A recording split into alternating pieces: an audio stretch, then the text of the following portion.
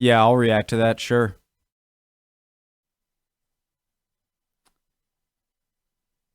I hate this chair.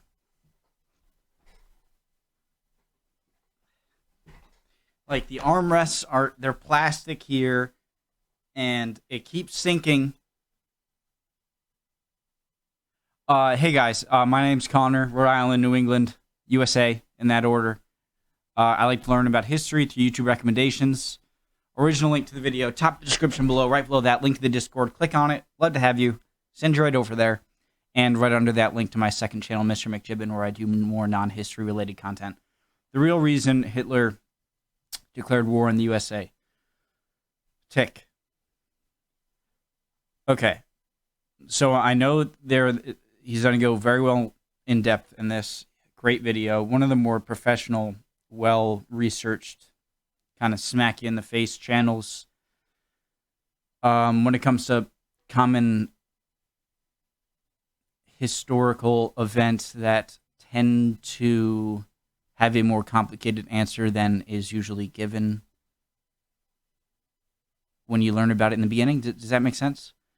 So the real reason Hitler declared war on the USA. So Hitler was allied with Japan. Japan attacked Pearl Harbor.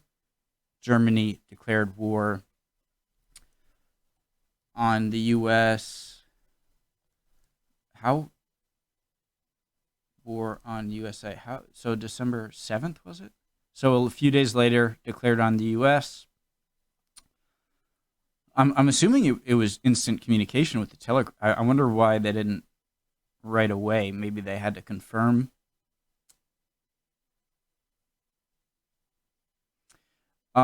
Yeah, okay.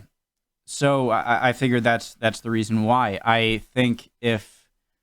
would imagine if Japan did not attack the U.S., then Hitler would not declare war in the USA. I'm not sure if continued struggle of the British would have pulled the U.S. in, or if continued harassment, I guess what we would consider free trade, if Germany kept harming, who we could trade with, that maybe that would pull us in. But I'm not sure. Let's figure out. Let's find out. If you are not ready to learn, there's the door. You're in the wrong class. Home ec is down the hall. Make me a nice English breakfast. Let's do it. How you guys doing? Doing good? Bad? Good? You'll be the opposite. Don't worry.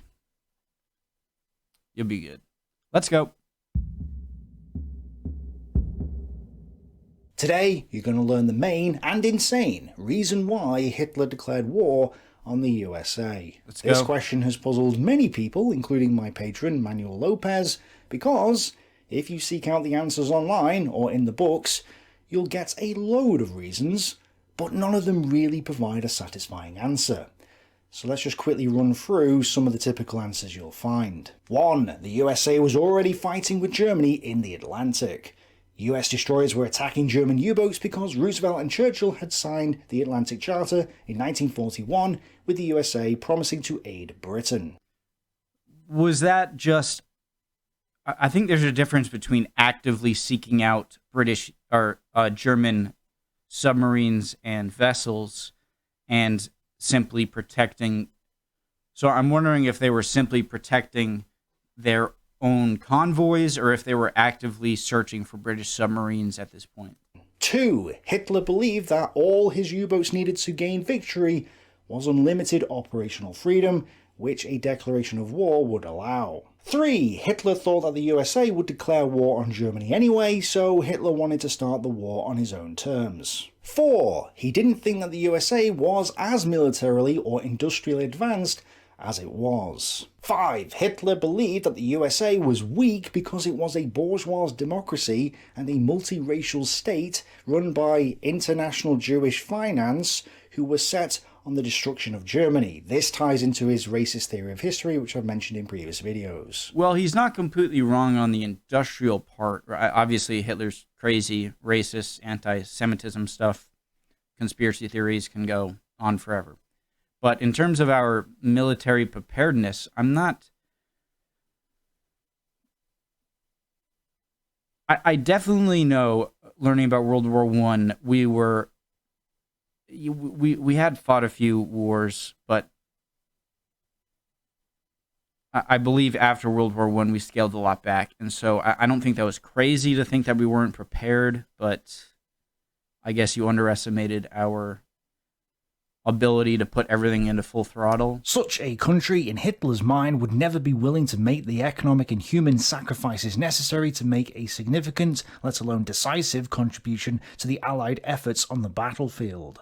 6. Hitler didn't think the USA's entry in World War I was a reason for Germany's defeat, instead believing the stab-in-the-back idea. 7. Hitler overestimated the Japanese, thinking they were superior to the United States. 8. He also believed that the Japanese had never been defeated in history, and thus couldn't be defeated in this war. Now it is impossible for us to lose. What kind of logic is that? The war. We now have an ally, Japan, who has never been vanquished in 3,000 years, and another ally, Italy, who has constantly been vanquished, but has always ended up on the right side.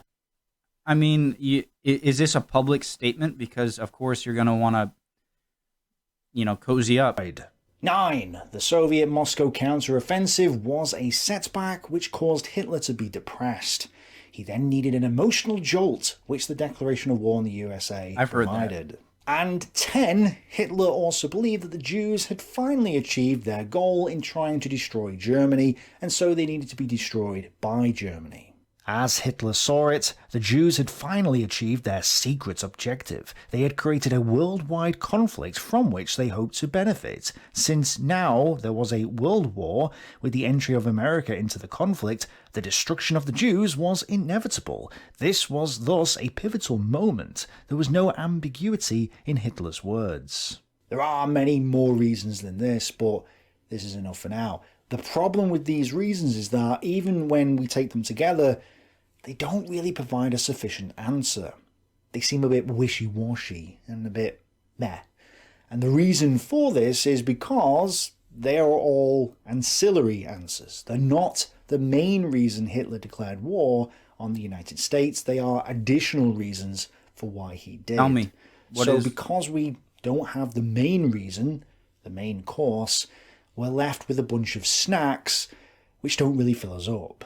Okay, this is how it's going to go. I'm going to tell you the main reason. You're going to scream, "That's not true, that's impossible!" And then I'm going to provide you with the evidence that shows that, yep, that is the actual reason, as insane as it sounds. I would say he did prove me wrong on the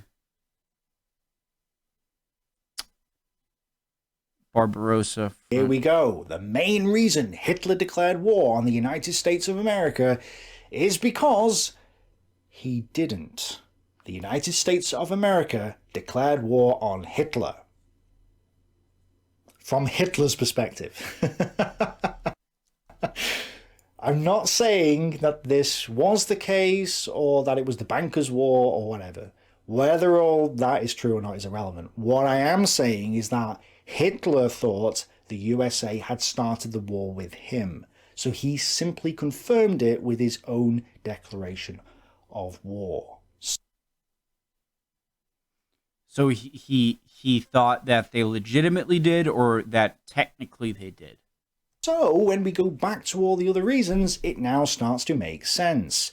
1. Because the USA had declared war on him, the USA was fighting with Germany in the Atlantic. US destroyers were attacking German U-boats because... But what escalation happened other than Pearl Harbor that had to do with the Germans? Why was it right after Pearl Harbor? If your reason wasn't because you had to save face with Japan, or you had to back Japan. I mean... Roosevelt and Churchill, who both wanted war and thus had declared war on him, right, had signed the Atlantic Charter in August 1941, with the USA promising to aid Britain, and this is why Hitler even accused the USA of being against Germany in one of his November speeches. 2. Hitler believed that he was already at war, so now... So the US was clearly on a side whether or not they were in the war, they were clearly closer with, Roosevelt was clearly closer with Churchill. November speeches. 2. Hitler believed that he was already at war, so now he may as well give his U-boats unlimited operational freedom. 3. Since they were already at war, Hitler wanted to start the war on his own terms. And it just goes on from there. Effectively, from Hitler's perspective, all Hitler was doing was just confirming what had already happened.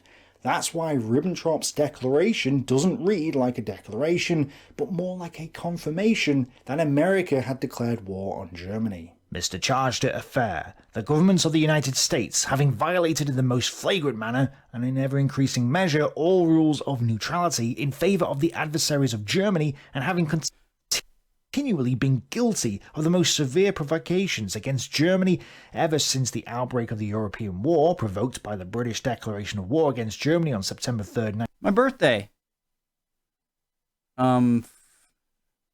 54 years before I was born.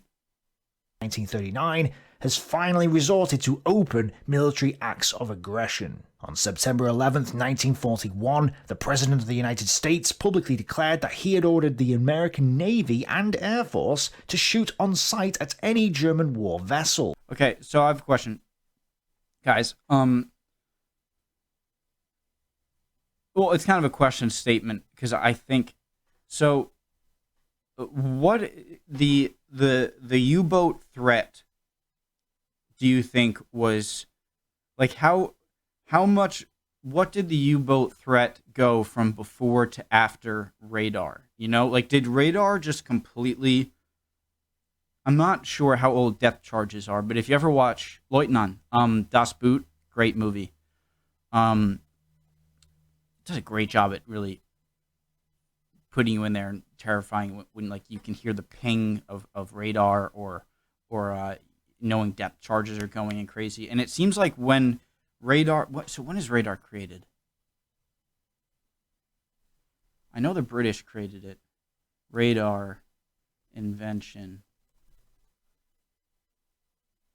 35 chain of radar stations in the south and east coast on air and sea in 1939. So it amazes me. I guess it's less of a question and more of a comment.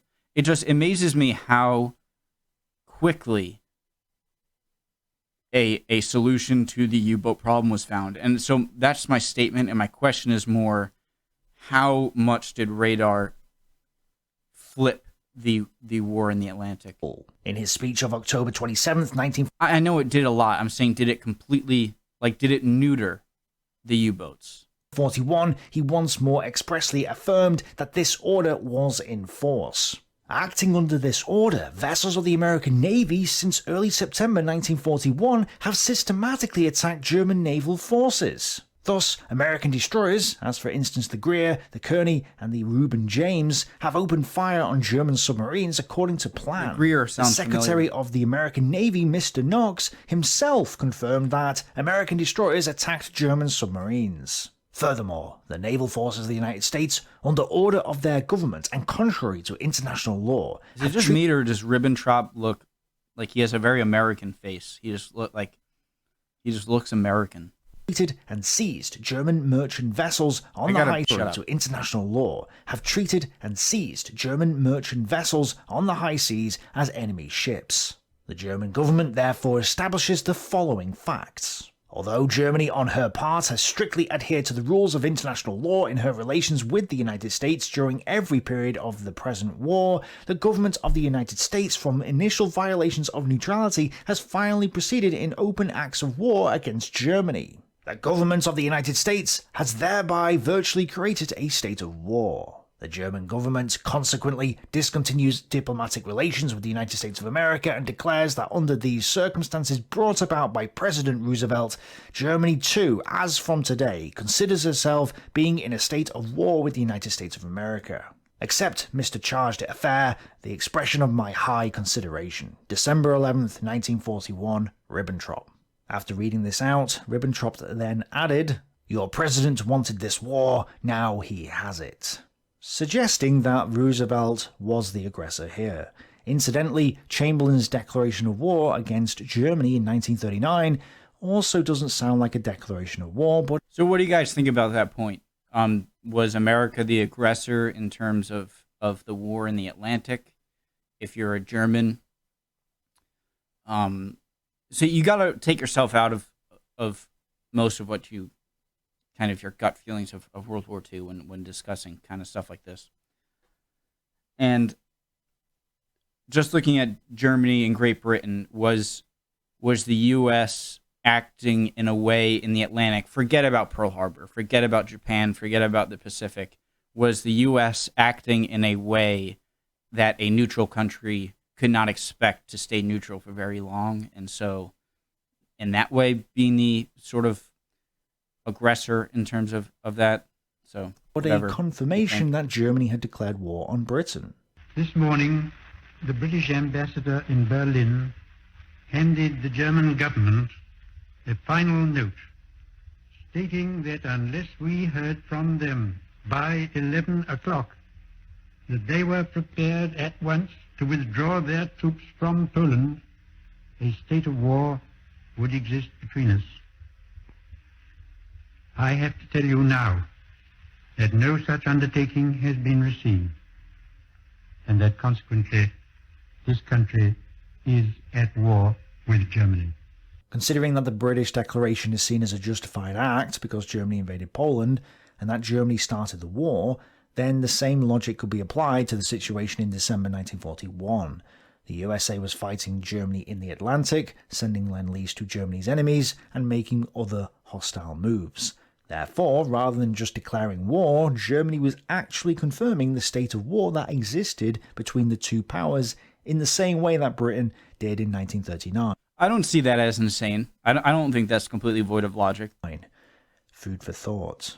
Anyway, during his speech on the 11th of December 1941, where he explained his reasoning for war with the United States, Hitler listed a bunch of hostile acts and attacks that the USA committed against Germany, then said, "I don't need to mention that this man, Roosevelt, has done for years in the same way against Japan. First he incites war, then falsifies the causes, then odiously wraps himself in a cloak of Christian hypocrisy, and slowly but surely leads mankind to war, not without calling God to witness the honesty of his attack, in the approved manner of an old Freemason." In November 1941, so before the declaration of war, Hitler explained that Roosevelt was, in fact, the one who was actively trying to attack Germany in 1939, and was also the one who was attacking him now. If the American... I don't understand what he means about Japan. President Roosevelt, who was responsible for Poland's entry into the war, and who, as today we can support by documentary evidence, determined that France... What?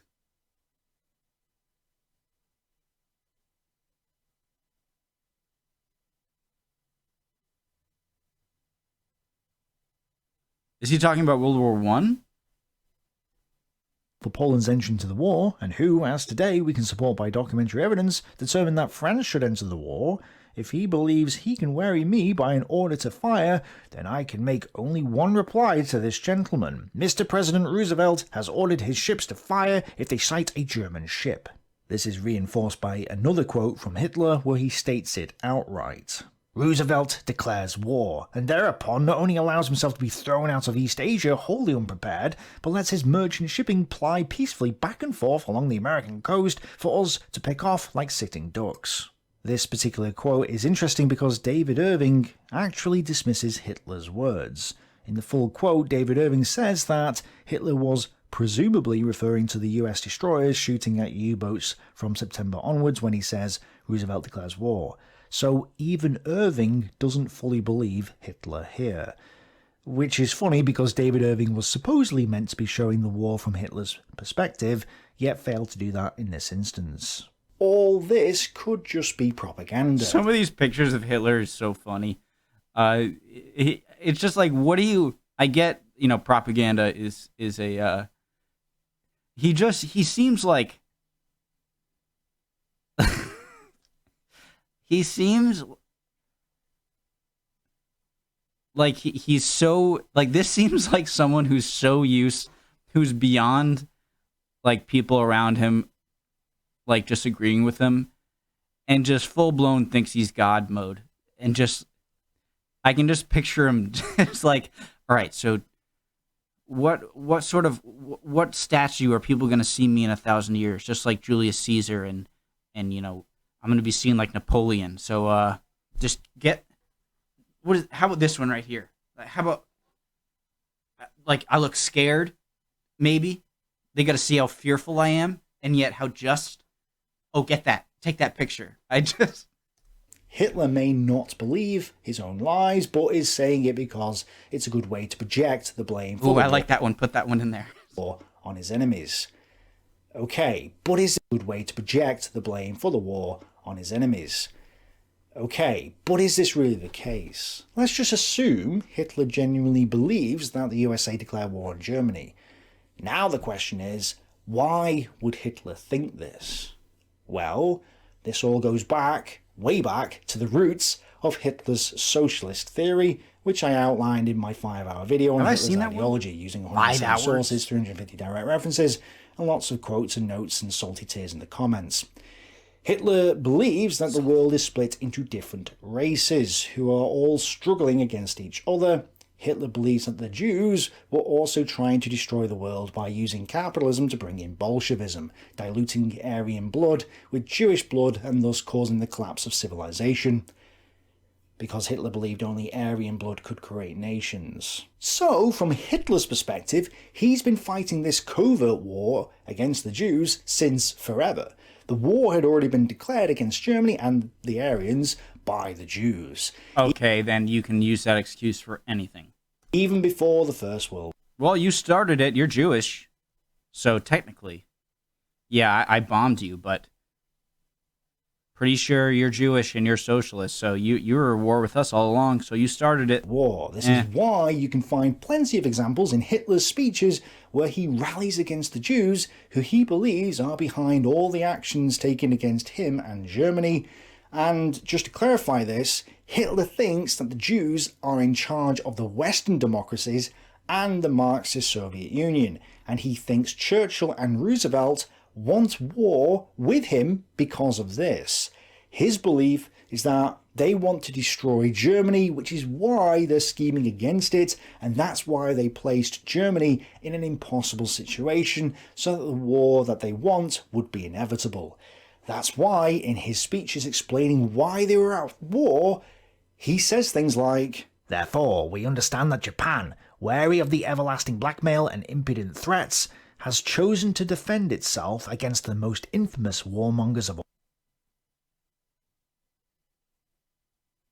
all time. Now, a mighty front of nation-states, reaching from the Channel to East Asia, has taken up the struggle against the international Jewish capitalist and Bolshevik conspiracy." So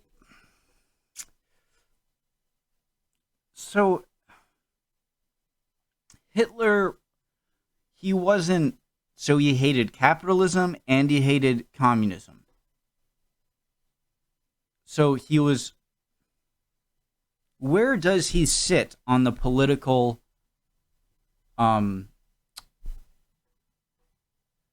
spectrum? Like, where is he? Is he like dead center? Like he thinks both extreme sides of the spectrum are Jewish conspiracies to,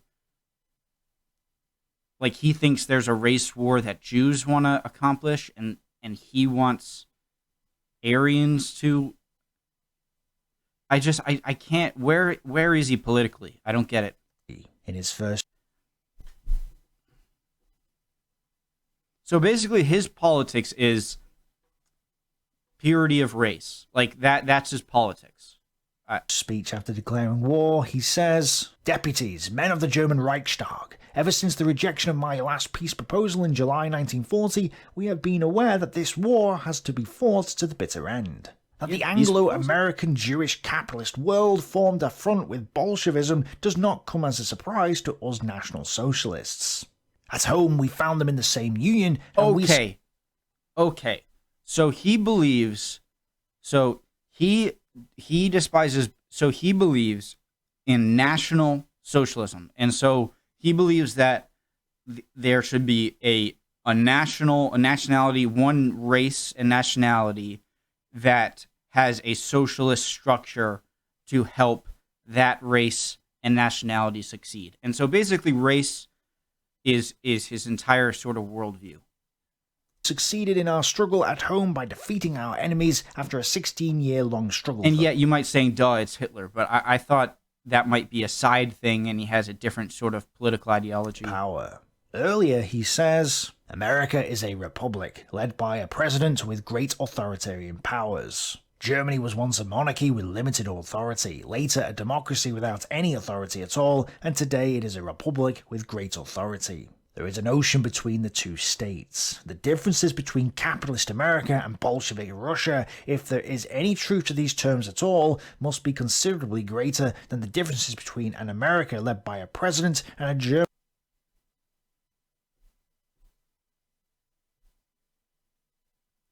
So he's saying, so this is kind of answering my question. So he's saying,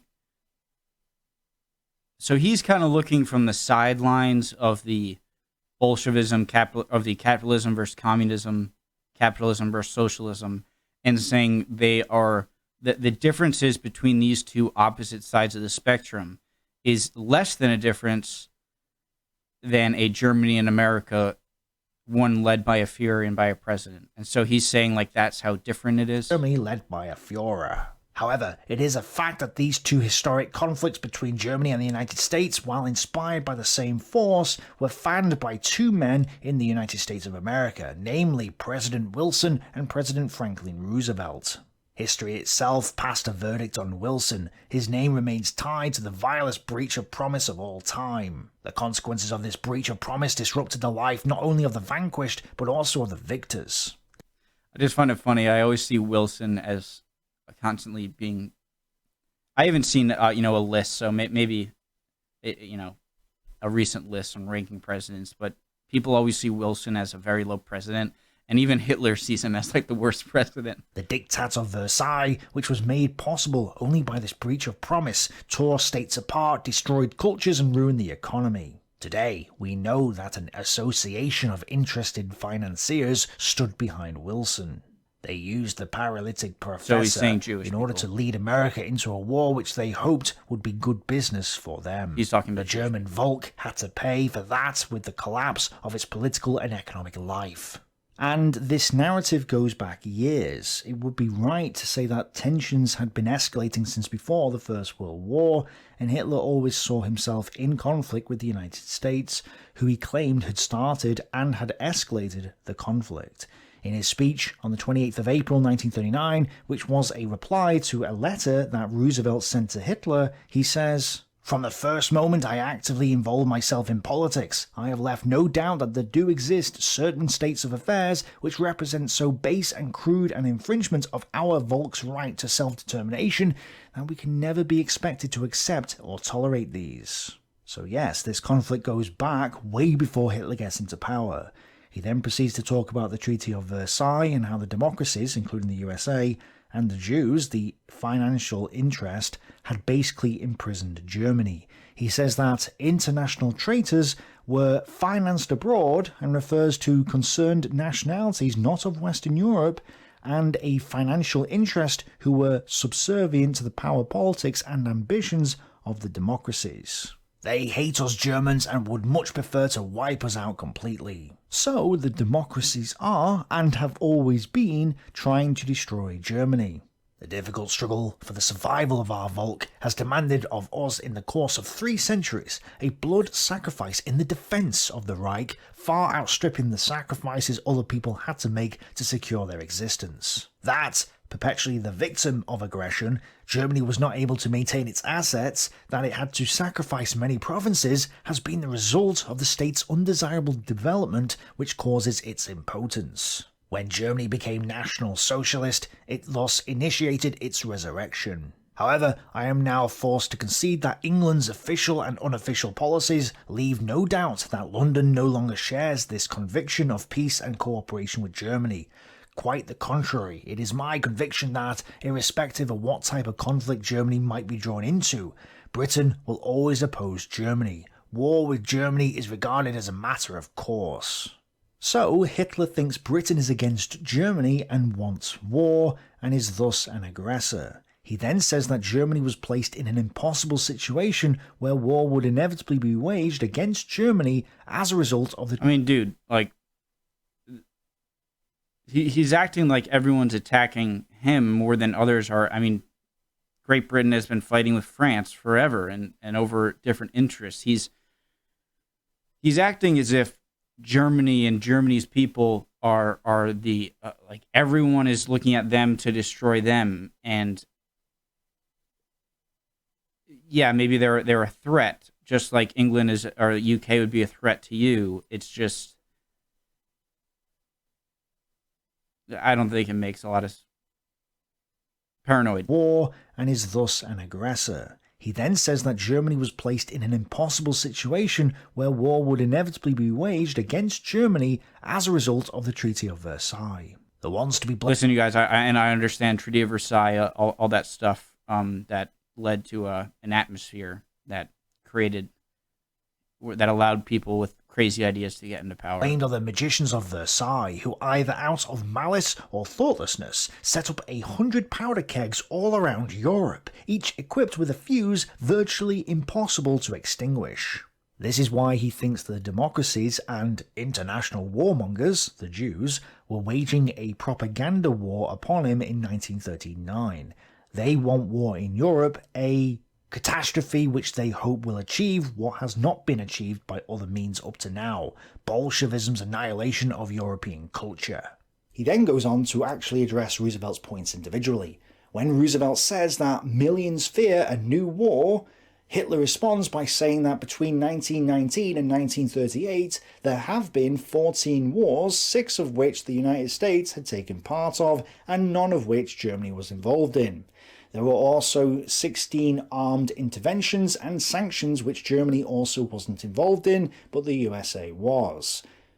This is a lie, by the way, because he was involved in the Spanish Civil War. When Roosevelt says that they should save their people from the impending disaster, Hitler says that Germany is trying, but that the warmongering press of the democracies and their leaders and ambassadors are all trying to disrupt any attempts to maintain peace, again implying that it is the democracies who want war. When Roosevelt says that the only time war is justified is when it's done in self-defense, Hitler points out that the United States intervened in World War I and that this absolutely wasn't self-defense. And when Roosevelt asked Germany to come to the negotiation table and lay down their arms, Hitler replies that they did that in 1918 and 1919, and Germany was betrayed by the democracies who committed the greatest breach of promise of all time. The most inhuman diktats in the world brought about even more terrible confusion, the representatives of the German Volk having laid down their arms and trusting in the solemn assurances of the American president, appeared unarmed to accept the diktat of Versailles. They were received not as the representatives of a nation which throughout 4 years had withstood the whole world with immense heroism in the struggle for its freedom and independence. I still don't know how I feel about this yet. I don't know enough. It's fascinating to me, and it really seems like a tipping point for the rest of the century, the Treaty of Versailles. I don't know how much of it was, look, you lost, and now here are the terms, take them or leave them, and how much of it was, I don't know how many conditions were under, Germany lay down your arms and then they went back on them. I don't know the extent to that, or even if that's true. And irregardless of what happened, in World War II, that's still something I'd like to know more about. Independence, but instead they were treated in a more degrading manner. I'm really trying to think: is Germany overreacting to a treaty that has always been a treaty that is very similar to all of the other treaties in the past few hundred years when it comes to you losing a war? So, are they being overly upset about something that always happened, or was the Treaty of Versailles uniquely unfair to the losers? I'm not sure about that yet. And so to this point, I don't know. And could have been the case with Sioux chiefs. There's a debate about how much Churchill, Roosevelt and a secret cabal were actively trying to start the war, which I'm not going to get into here, but Hitler isn't the only one to subscribe to the view that the West wanted the war. In November, Roosevelt had been re-elected and had begun swiftly to maneuver the United States towards a collision with Germany. Depending on your perspective, this could be argued for. Again, this isn't necessarily my point of view, I'm just telling you how some may argue it. For example, you could make the case that the fireside chat that Roosevelt made on the 29th of December 1940, where he declared that Britain's policy of appeasement was stupid and that America should be an arsenal of democracy, shows his hostile intentions. This is not a fireside chat on war. It is a talk on national security. Don't worry guys, it's not a war, it's national security. It's not death, it's crossing over. It's not war, it is peace. It's like how they changed the Department of War to the Department of Defense. It's like, no, we're not spending on war, we're spending on defense, guys. Well, where do you get the money for waging war? Well, the defense budget. Some of our people like to believe that wars in Europe and in Asia are of no concern to us, but it is a matter of most vital concern to us that European and Asiatic war makers should not gain control of the oceans which lead to this hemisphere. I agree with that. I see. And how will you maintain national security exactly? Oh, that's right, through war. If Great Britain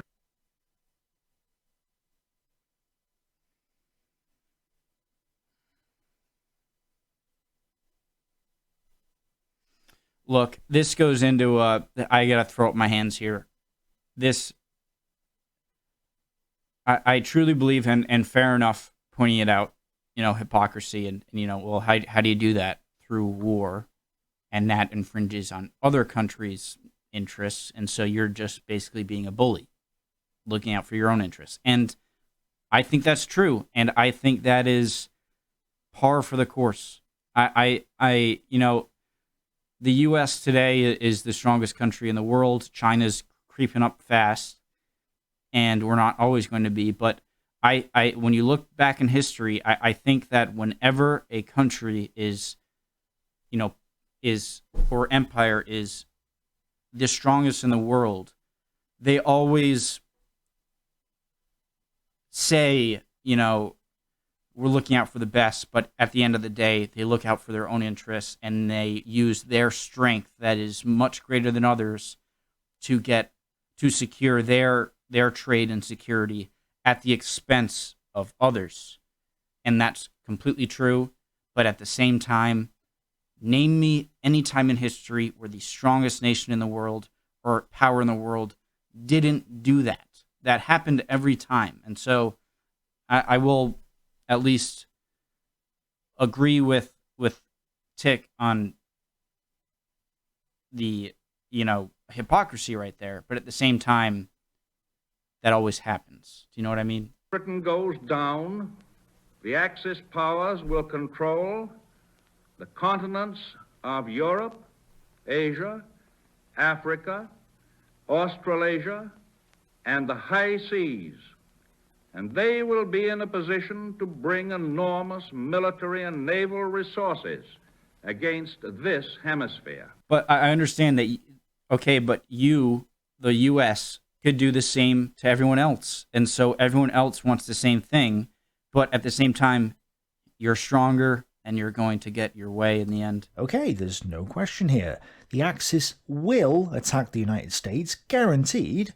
Even though Hitler was going east and Japan was going into China, after that, they're both definitely going to strike America. Why, even today, we have planes that could fly from the British Isles to New England and back again without refueling. And remember that the range of the modern bomber is ever being increased. Yeah, this is ridiculous. Even today, the US Air Force does not have a bomber that can fly from Germany to our Midwest and West Coast, loiter about, and return to Germany without refueling. And air-to-air refueling had not been invented in the 1940s. German bombers flew at less than 300 miles per hour. A trip over the Atlantic and back would require 20 hours of flying to drop a 5-ton load on New York. A trip from Germany to the west coast and back is 12,000 miles, a 40-hour flight. How this flying fuel tank without fighter escort was to survive its encounters with British and US fighters on a day-long voyage across the Atlantic to the US mainland and back was unexplained. But Roosevelt continues. We should enter upon a new and terrible era in which the whole world, our hemisphere included, would be run by threats of brute force. And to survive in such a world, we would have to convert ourselves permanently into a militaristic power on the basis of war economy. Right, but the US did convert itself to a militaristic power after the war anyway, and has maintained that status right up until today, even after the collapse of the Soviet Union, and Hitler is long dead, by the way, so this happened anyway. We must be the great arsenal of democracy. For us, this is an emergency as serious as war itself. We must apply ourselves to our task with the same resolution, the same sense of urgency, the same spirit of patriotism and sacrifice as we would show were we at war.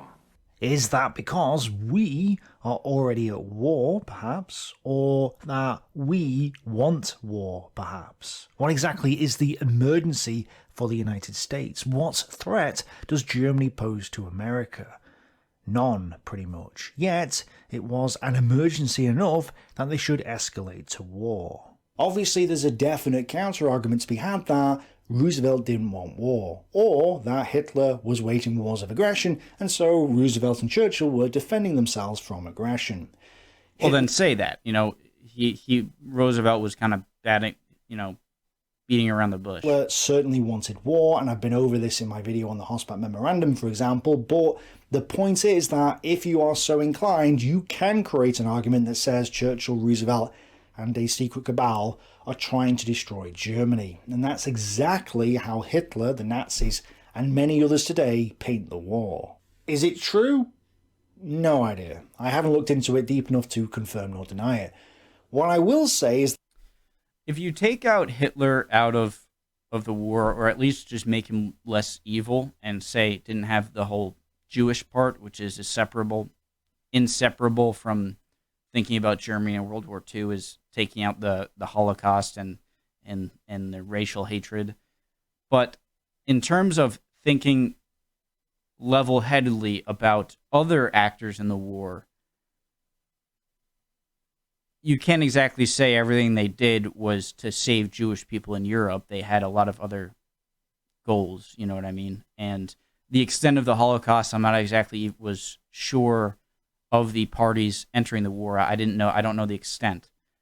And I know the Holocaust really ramped up in the later years of the war, where the most horrifying things happened, I believe. Correct me if I'm wrong.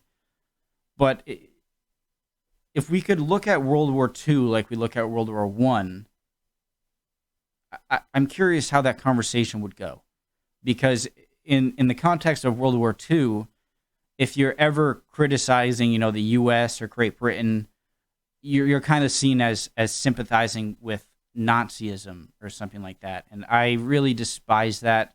I think that those kind of accusations have no place in historical discussion, although if they're warranted, then absolutely they do. The same goes with if you are promoting those horrible things. But I wish we could talk about World War II like we talk about World War I and really think who did what wrong and think about it more level-headedly like that. Even if it was true, even if Churchill and Roosevelt were scheming to create a war, so was Hitler. The Nazis think that Hitler was the innocent guy, and that only the West or the Bolsheviks were the ones wanting war. Not true.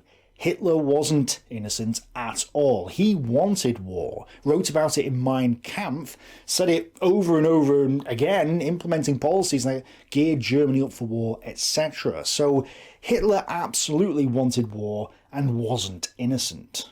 Maybe the West wanted war too, or maybe they were reacting to Hitler's aggression. And even if they did want war, okay, then all sides are guilty, including Hitler. Hitler doesn't get off the hook just because the others were bad too. So the Nazi argument still doesn't work, even if we assume they're right about the secret cabal idea. Anyway, I could go on. There's plenty of evidence that says Hitler believed that he was at war with the United States before the 11th of December 1941. Too much to list in one video. But there is also some evidence against the idea. There is one quote from Hitler which, depending on how you read it, may or may not be interpreted as evidence against the view I've presented in this video. So, for full disclosure, I'm going to provide it here. It's from Hitler's Table Talks, which some historians dismiss anyway for being problematic, but I genuinely think that the Table Talks are actually not as bad as some people think they are. Problematic Therefore, how? I'm not willing to just dismiss it outright. Anyway, here's the full quote. Taking a more objective view, it is obvious that the Japanese alliance has been of exceptional value to us, if only because of the date chosen by Japan for her entry into the war. Just stopping there for a second, Hitler's not saying that Japan declared war, only that she entered into the war, a war that was already waging. So this isn't necessarily against the idea of the USA declaring war on the Axis first, but this next part might be.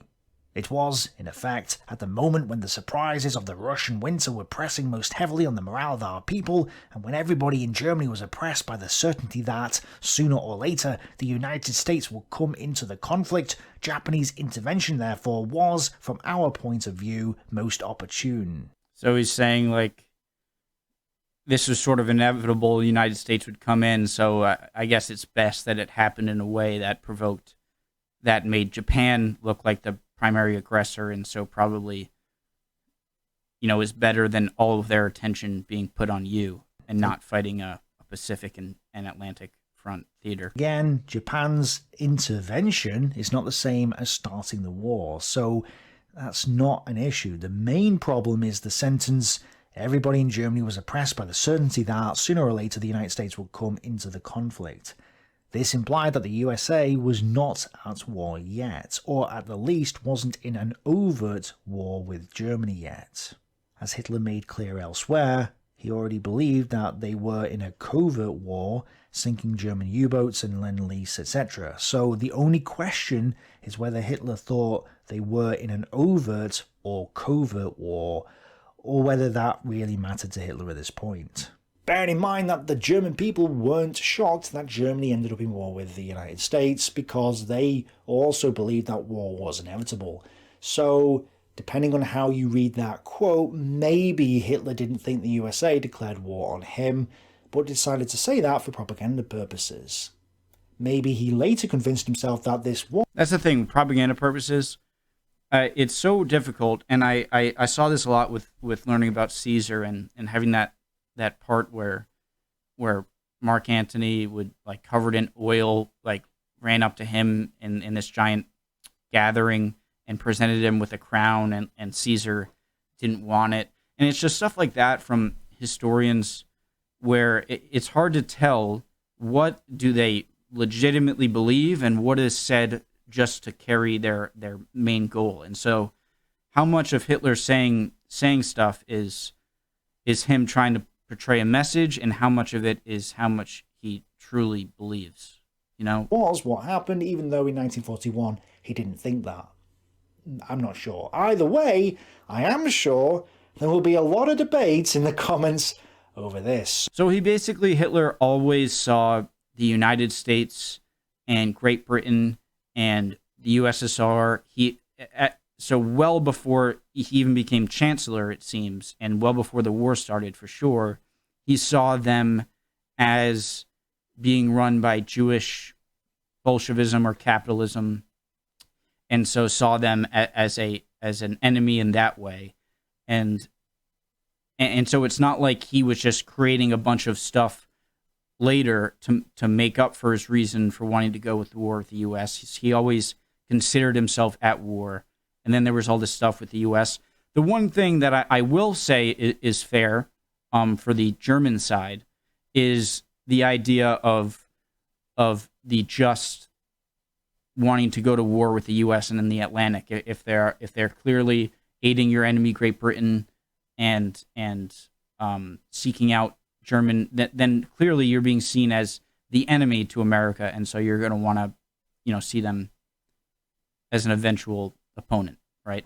Awesome video. So let me know what you guys think. If I have to do a follow-up video based on your comments, then I'll leave it on the screen right now or in the description. I love how tentative he is and nervous he is about the comment section. So let's see what happens. But anyway, I hope you enjoyed the video. Thanks for watching. Bye for now. Bye for now. Great, awesome video.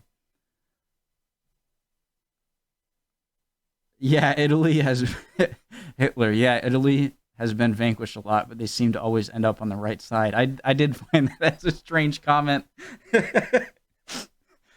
Oh God. Yeah, World War I, they weren't that great, but in the end, yeah. And I know Italy wasn't great friends with Austria and in the 19th century, and they ended up on the right side.